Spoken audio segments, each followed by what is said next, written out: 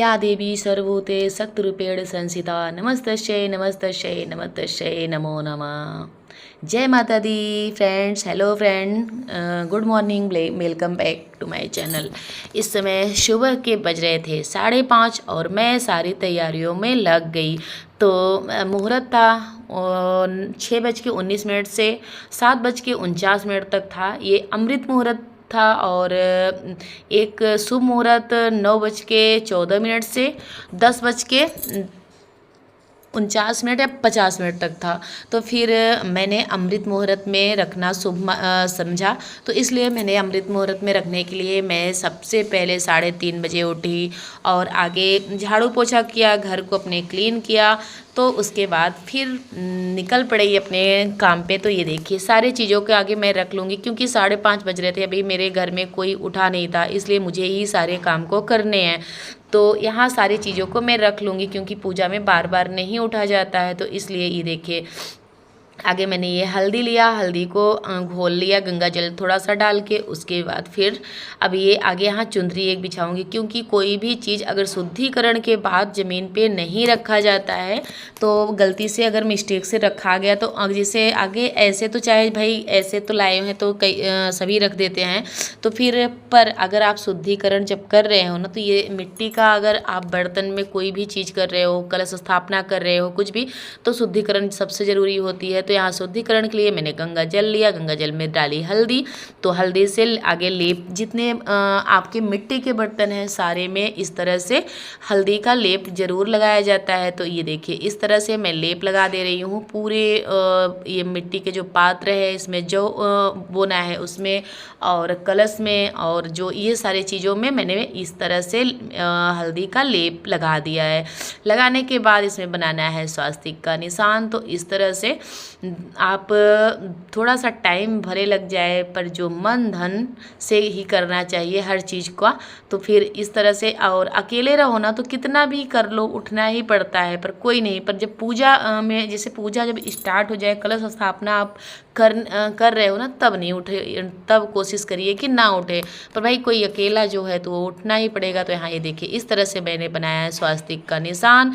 उसके बाद थोड़ा सा गंगा जल छिड़काव किया, उसके बाद कलश देवता को आह्वान किया। उसके बाद ये देखिए, और इस समय ना हमारे प्रयागराज में बाढ़ आया हुआ है, तो बाढ़ की वजह से आज मैंने गंगा स्नान भी करने नहीं गई। मैं केवल गई थी वहाँ एक कल ही मैं गई थी, कल शाम को ही गई थी, वहाँ से वो ले ली गंगा जल ली और मिट्टी तो मिला ही नहीं। पता बहुत ज़्यादा बाढ़ आने की वजह से ना मिट्टी कहीं, गंगा जी की मिट्टी कहीं सही से है ही नहीं है, बिल्कुल दलदल सा है। तो इसीलिए मैं कल ही गई थी, देख आई, क्योंकि अगर आज जाती 4 बजे स्नान करने तो फिर मेरा हो भी नहीं पाता, स्नान भी नहीं हो पाता और टाइम भी चला जाता। तो इसके लिए मैं एक बार गई कि आगे देख के आती हूँ, क्योंकि मुझे निकलना था सामान लेने। तो जब सामान लेने गई थोड़ी दूर पे तो आधे दूर और था, तो मैं सोची कि एक बार देख लेती हूँ। देखी तो हाँ मिट्टी था नहीं। तो ये देखिए मैं जो गंगा जली बालू होती है ना, गिट्टी सरिया सीमेंट वाले के यहाँ से, तो वहाँ से मैंने ये बालू मंगाया, जो महीन वाली बालू होती है वो वाला, तो वो मंगाया। और घर की एक जैसे जहाँ पूजा का स्थान मैंने बनाया है, केले का पेड़ है, तुलसी मैया का पेड़ है, तो वहीं से साफ मिट्टी मैंने निकाला अपने बाहर से गार्डन से। और एक जैसे मिट्टी और बालू दोनों को अच्छे से मिक्स कर करके उसके बाद इस तरह से मैं जौ को बोया, और थोड़ा सा मैं गेहूँ और जौ, जो कि मैं अपने पहले भी वीडियो में बता चुकी हूँ, तो मैं ऐसे ही बोती हूँ, थोड़ा सा गेहूँ थोड़ा सा जौ इस तरह से। तो ये देखिए बहुत ही अच्छे तरह से प्यार से, एक श्रद्धा से, एक भक्ति से आप कलश स्थापना अगर कर रहे हो 9 दिन का, तो एक भक्ति जरूर हो, मतलब भक्ति होनी चाहिए। एक भक्ति, जो मैं एक ऐसे ही बोल दे रही हूँ, भक्ति जरूर होनी चाहिए, एक भाव होना चाहिए। तो भाव से, प्रेम से, लगन से आप इस तरह से आप जो वो कि एक काम, या तो ये ना सोचो कि ये मुझे करना है, एक काम है, एक जैसे होता है ना लगन, तो वो हम लोगों को तो भाई है। पता नहीं क्यों नवरात्रे जब आने होते हैं ना, तो अलग से एनर्जी जैसे शरीर में आ जाती है, कितना भी दिन रात काम कर लो फिर लगता ही नहीं। तो यहाँ ये देखिए मैं आह्वान करने लगी कलश देवता को।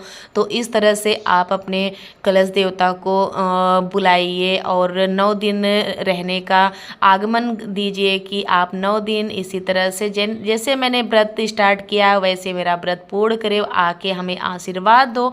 तो कलश देवता से इस तरह से आप प्रार्थना करिए। तो प्रार्थना करने के बाद उसके बाद यहाँ मैंने कुछ अक्षत रखे, वो भी हल्दी में रंगे हुए अक्षत मैंने रखा। उसके बाद यहाँ ये देखिए अष्टदल बनाना सबसे ज़रूरी होता है, तो यहाँ मैंने बनाया अष्टदल। तो अष्टदल बना के उसके बाद अब गुड़हल का फूल वहाँ रखा। उसके बाद ये देखिए हल्दी का यहाँ इस तरह से वो किया। उसके बाद अब कलश देवता को सबसे पहले अगर कलश स्थापना करूँगी, तब उसके बाद जोत का। तो फिर इस तरह से इसी तरह से मेरा होता है। और आप लोग कैसे करते हैं ज़रूर बताइएगा, जितना मुझसे हो पाता है। और मेरी माता रानी सब जानती हैं, उनके हम बच्चे हैं।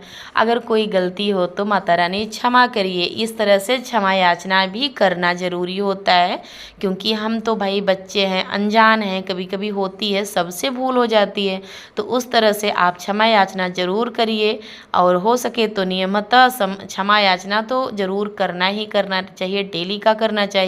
अगर आपको नहीं आता है तो आप सप्तशती के पाठ में पीछे लिखा हुआ है, तो उसे पढ़ के करिए। किसी न किसी तरह क्षमा याचना ज़रूर मांगना चाहिए, क्योंकि माता रानी के हम तो बच्चे हैं, वो भी अनजान है। कभी कभी गलती हो ही जाती है, क्योंकि हम लोग इंसान हैं, कभी कोई चीज़ माइंड से उतर जाता है। तो कोई नहीं, वो माँ है, वो सबको क्षमा करने वाली हैं। उनका बहुत बड़ा दिल है, बस वो सच्चा मन होना चाहिए। सच्चे मन से आप माँ कह के पुकारिए, तो माँ आपका कभी भी दुख में तो देख ही नहीं सकती, क्योंकि आखिर वो माँ है। तो माँ अपने बच्चों को कभी भी दुख डाल ही नहीं सकती, न दे सकती हैं। तो आप सच्चा मन होना चाहिए। और पूजा तो थोड़ा बहुत इधर उधर अगर हो भी गया तो कोई नहीं, क्योंकि अगर सच्चा मन होगा ना तो माता रानी ज़रूर स्वीकार करेंगी। हमें पूजा करने का ढंग नहीं है, हमारा पूजा करने का जो भी विधि है, विधान है, जैसा भी है, अगर गलत हुआ, सही हुआ, अधिकतम हुआ, न्यूनतम हुआ, कुछ भी कैसा भी हुआ, आप माता रानी स्वीकार करिए हमारे पूजा को। जैसा भी हो, मैं अनजान हूँ, एक आपकी बालक हूँ, आपकी बेटी हूँ, वो समझ के आप हमें क्षमा कर दीजिएगा। माँ, अगर कोई भी हमसे गलती हुई रात दिन आराध्यों से, अगर उसमें कोई गलती मुझे होती है, अगर मैं आपकी पूजा उठा रही हूँ, उसमें कोई भी गलती हो तो आप क्षमा करिएगा माँ, क्षमा करिएगा। इस तरह से आप क्षमा याचना ज़रूर करिए, क्योंकि हम सबसे थोड़ा बहुत तो गलती होती ही होती है। तो इसके लिए अगर ना हो तो अच्छी बात है, और मैं खुद ही कोशिश करती हूँ कि मुझसे गलती ना हो। फ़िलहाल होती तो नहीं है जल्दी, पर कभी कभार अगर कभी हुई तो मैं जल्दी कोशिश करती हूँ कि बहुत शांत मन से मैं पूजन करती हूँ। अगर एकदम बिल्कुल, अगर आप 9 दिन का व्रत रह रहे हैं तो बिल्कुल गुस्सा छोड़ दीजिए, बिल्कुल अपना मन बिल्कुल शांत कर लीजिए। अशांत नहीं, बिल्कुल कहीं भी भागे ना मन, बिल्कुल एकदम चित्त शांत रहे, मन शांत रहे, और हर चीज़ शांत रहेगा ना तो आपका पूजा में मन भी लगेगा, और आपका मन बहकेगा ही नहीं, और कभी आप कोई चीज़ भूलेंगे ही नहीं। तो इस तरह से मैं अगर जिस दिन 9 दिन कलश रखती हूँ ना, तो मैं ऐसा लगता है कि अब माँ पे सब छोड़ दो, बस माँ सब अच्छा करेंगी। तो ये देखिए पत्ते पे हमने आगे टीका, सिंदूर, हल्दी, और बीच में वो रखा, उस एक जो मिट्टी का ढक्कन होता है उस पे मैंने चावल रखा। उसके बाद ये देखिए नारियल पे, जैसा कि मैंने आपको दिखाया भी, स्वास्तिक का निशान बनाया। उसके बाद एक चुंदरी पहनाई, उसके बाद फिर रोली से कलावा से बांधा। उसके बाद ये देखिए एक माला पहना के कलश स्थापना कर दिया मैंने, और बिल्कुल मुहूर्त में किया है। 7 बजे मैंने कर दिया था कलश स्थापना। तो अब रही जोत की बारी। तो यहाँ 9 बार हर कुछ टीका जाता है। 9 बार आप कलावा बांधिए, 9 बार जितना चीज़ हो आप 9 बार सब कुछ करिए, और 5 या 7 बार नहीं होना चाहिए। अगर आप 9 दिन का नवरात्रि कर रहे हैं तो हर चीज़ आपका 9 दिन का होना चाहिए। तो जैसे आप कलावा बांध रहे हैं मिट्टी के पात्र में और दीपक में, सब जगह आप 9 बार ही बांधिए, यही नियम है। और क्योंकि व्रत अगर आप 9 दिन का वो कर रहे हैं तो ऐसे ही करना चाहिए। तो यहाँ मैं ये देखिए जोत का हवन करने लगी। अब यहाँ मैं अखंड जोत रखूँगी। तो अखंड जोत के लिए सबसे पहले इस तरह से अष्टदल बनाना होता है। तो पीला चावल, मैं पीला चावल से ही बनाती हूँ। तो इस तरह से मैं 9 अष्टदल ये देखिए बना ले रही हूँ। तो बिल्कुल एकदम सही होना चाहिए, बराबर होना चाहिए। तो आपको बिल्कुल आसान तरीका है, जैसे कोई कोई अष्टदल नहीं बना पाता है तो बिल्कुल आसान तरीका है कि आप बीच में आगे चावल रख लीजिए और उसके बाद इस तरह से अंगुली से ऐसे ऐसे करते जाइए। बहुत ही आसान तरीका है कि जो नहीं बना सकता तो उसके लिए तो बिल्कुल ये आसान तरीका है।